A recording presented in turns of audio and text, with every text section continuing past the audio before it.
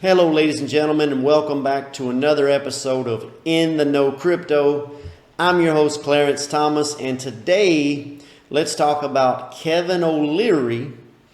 He's come out publicly and notified the world that he has put 20% of his portfolio into cryptocurrency, crypto assets, etc. Right, all things crypto. More so, I want to discuss why that is vitally important and what that means for the overall space. So now before we do that, also, of course, disclaimer, none of this is financial advice. These are my opinions, especially on this channel. I specifically focus on giving you the news so you can make your own opinion, which is what you should really be doing anyway. Don't just go off of what any YouTuber, any of us say in terms of financial advice, but use this information to make your own opinion, right? Anyway, getting that out of the way, just taking a quick look at the markets overall. Overall kind of sideways. Bitcoin continues to range between about 38,000 and 42,000, about that range. Ethereum between 25,000 and 27,000 thereabouts. Still under 3,000. Again, I continue to pound the table. These are excellent, I believe, excellent entry points to get into. In the not so distant future, I will be talking a lot about altcoins. Although my videos focus a lot on Bitcoin specifically and Ethereum, that's because I think right now those are probably the best risk-adjusted bets, and not just crypto overall. And so I believe we could be seeing a lot more downside in the markets, particularly the alts. But I think Bitcoin and Ethereum at these prices, I will continue to say I think they are excellent buying opportunities for the long term. Anyway, pretty much everything's down a little. Terra, obviously having a little bit of a pullback. Terra Luna has had an absolutely ridiculous, explosive last week or so. Down 8% today. Cardano continues to bleed out from over $3 back in, I believe, August time frame. Solana down. So everything really just down overall. And so momentum is still in that direction. But anyway, moving over to a crypto fear and greed index. It was 28 yesterday, which is only fear, and it's extreme fear again today. I guess the $40,000 range is what makes people jump from being only a little afraid to very afraid. What a huge difference a couple $1,000s in for something that's a $40,000 asset. What a difference about 5% in market price makes for people. So anyway, let's jump into the top story for today's video, which is Kevin O'Leary says he put 20% of his portfolio in crypto, including tokens and blockchain firms. Now, of course, obviously, Kevin O'Leary is Mr. Wonderful from Shark Tank. But I want to talk about, so there's a few things to unpack with this, right? First off, if anyone has tracked Kevin O'Leary, and of course, if you watch anything that has to do with crypto or Kevin O'Leary at all, anything with investing, you'll see he is very, very, very much an advocate for crypto. Now, what some of you may not know is that until recently, he was totally against crypto. He was very much against it. Just so you see a couple of the videos he made. This was just from, this video alone was from January of last year. Bitcoin, no thanks, I'm out. And by then he was starting to even kind of warm up to crypto.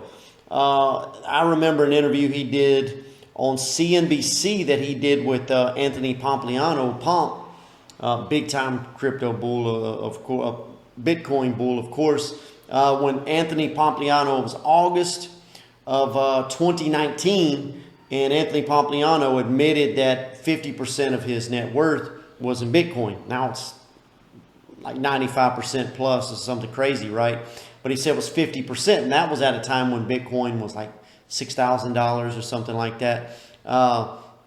And Kevin O'Leary said, "Shame on you," and he blasted Anthony Pompliano. Of course, they do a lot of interviews together. He was totally against it. Now, he gets a lot of, he being Kevin O'Leary, he gets a lot of flack for that because recently he's come around. He's actually turned into a massive advocate for crypto over the last year or so. Very much so, but people like to bring up through his face, you thought it was stupid, no, whatever, right? Okay, he's worth multiple 9 figures, well on his way to being a billionaire. He's hardly a dummy by any stretch of the imagination. A very, very, very savvy investor and entrepreneur. So not taking anything away from that.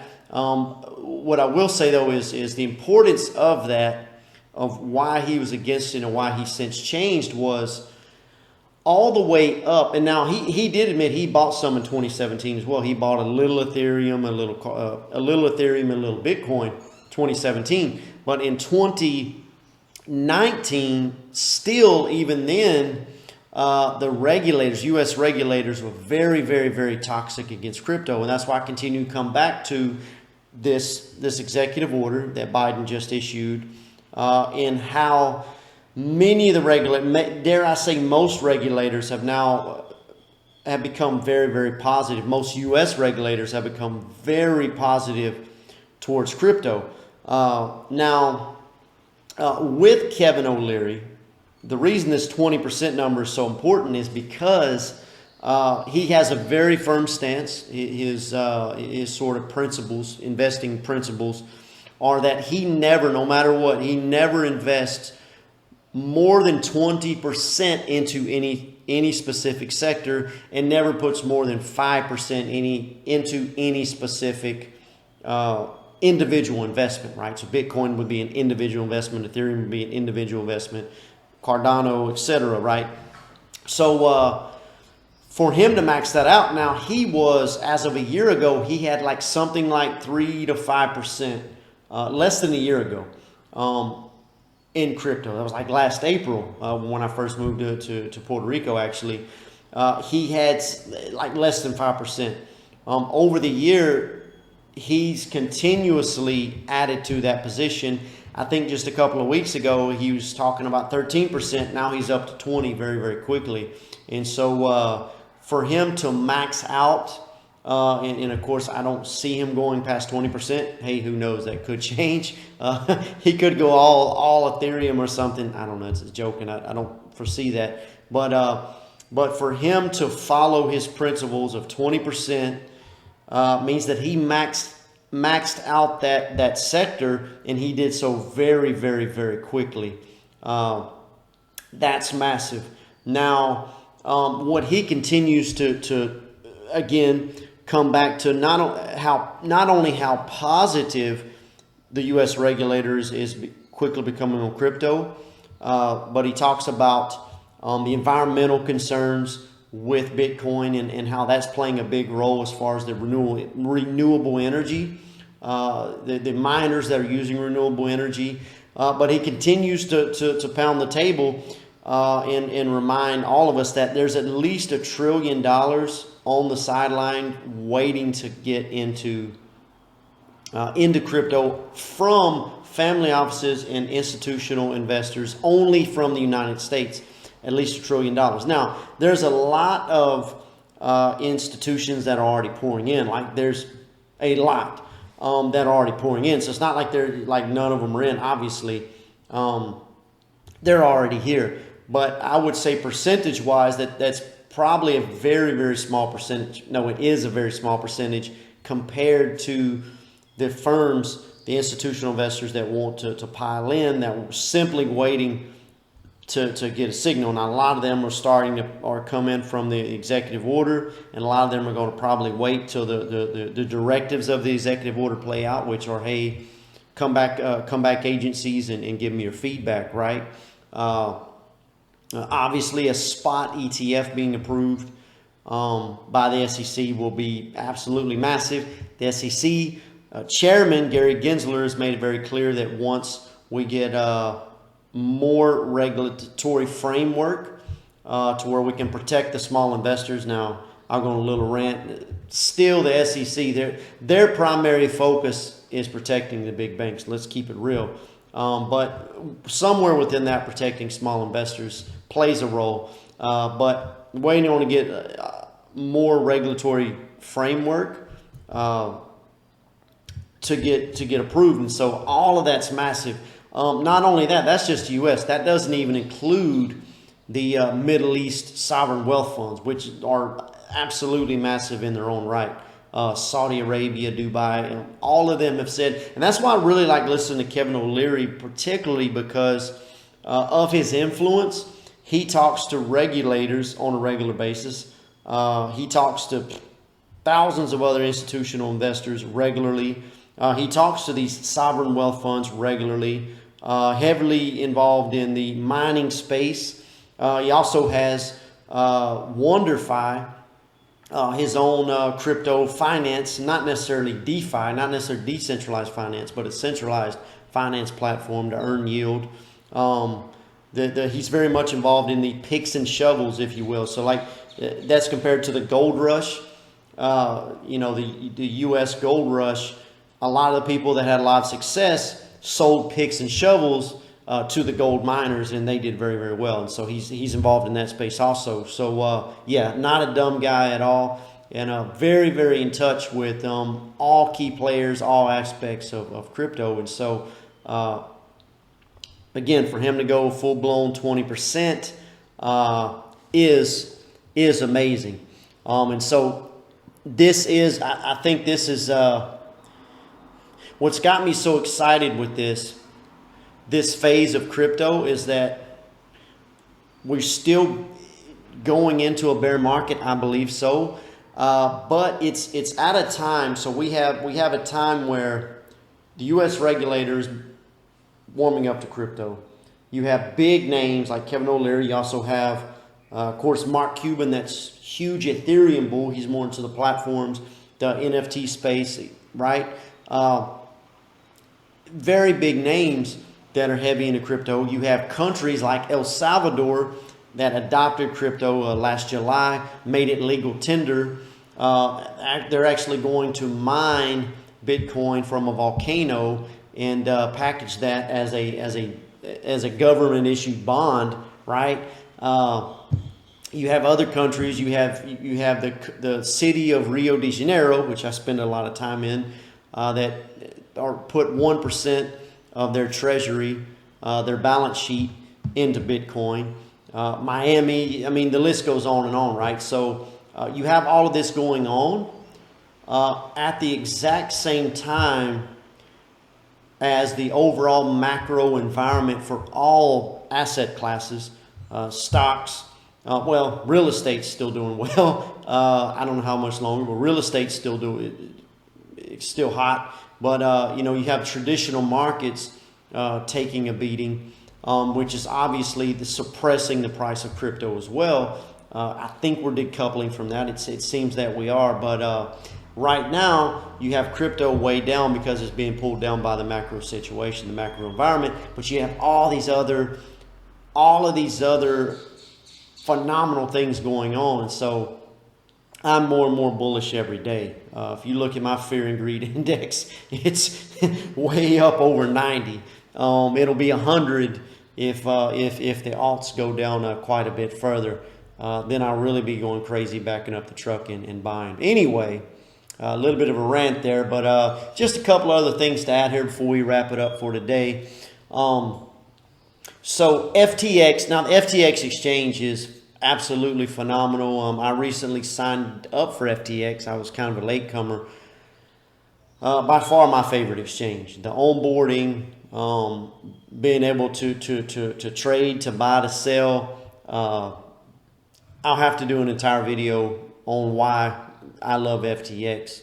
And I think it's super cool, the FTX arena in Miami and so on and so forth. Anyway, so Stripe has now, which obviously they do credit card payment systems, massive global corporation. They have a presence in about 160 countries. They were involved before with crypto, but I think they also had issues with regulatory compliance, and so they got out of the business. But they quickly came back, and they're integrated with FTX to allow for even faster on-ramp in KYC, know your customer verification process, which, by the way, and it goes on to say, Stripe co-founder John Collison said in a tweet that not just pay-ins, but payouts, KYC and identity verification, fraud prevention, and a lot more. And it says that they will make it faster for the overall higher rates of automated approvals and overall improved user experience for customers. It's already fast. When I signed up for FTX a few weeks ago, it was nearly instant. When I sent in a picture of my passport, I took a picture of myself. It was nearly instant. Coinbase still takes about a week to verify. Very slow. One of the biggest frustrations that people have, besides the fact that Coinbase fees are ridiculous, FTX fees are substantially lower. So, yeah, I'll be making a video on that. But I think this is really cool to have Stripe integrate with FTX. Yes, I'm very bullish on the FTX token as well moving forward. Haven't bought any yet, but I'm pretty certain I'll be making a pretty substantial allocation into that.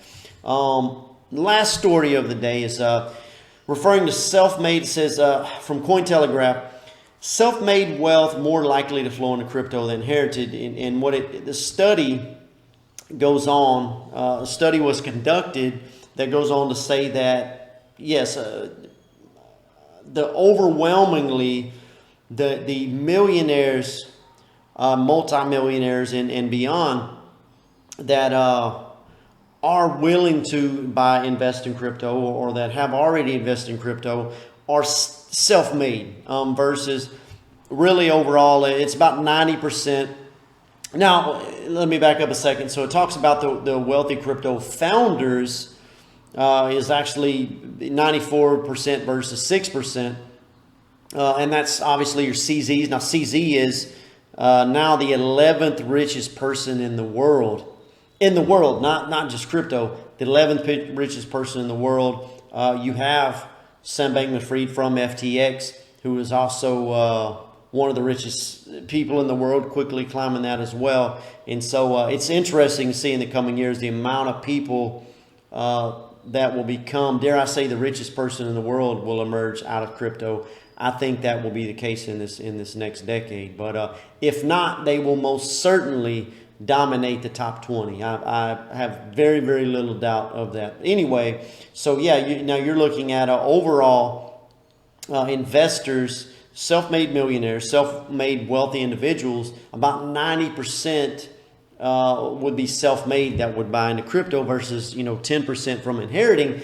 And that really comes down to, it says, given that they generate their wealth through crypto, it's has to do with this. The data demonstrates that self-made wealthy individuals appear more likely to be open to investing in assets such as crypto that are risky and more volatile. So that really ultimately comes down to investing in crypto. I mean, investing in overall takes a mindset, but especially investing in crypto takes a tremendous amount of accepting risk, right? Taking on risk, which is also in many times a lot of the same skills, the same mindset that applies to entrepreneurship. So now, while in investing, being an investor and being an entrepreneur are two different things, they really are. It's taken me a long time to realize that. I wasn't a great entrepreneur. I've started a few businesses that did okay. One totally flopped. One kind of broke even. One was doing pretty well before I went full-blown crypto.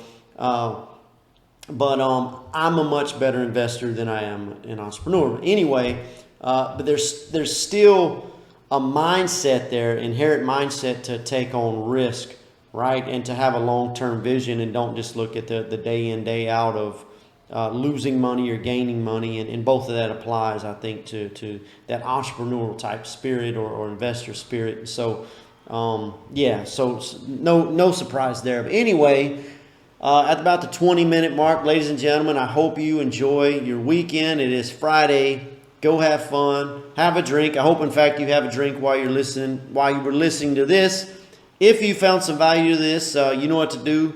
Smash up the like button. If you didn't like it, still let me know below. Either way, I'd love to hear your feedback. I will respond to any and all of your comments.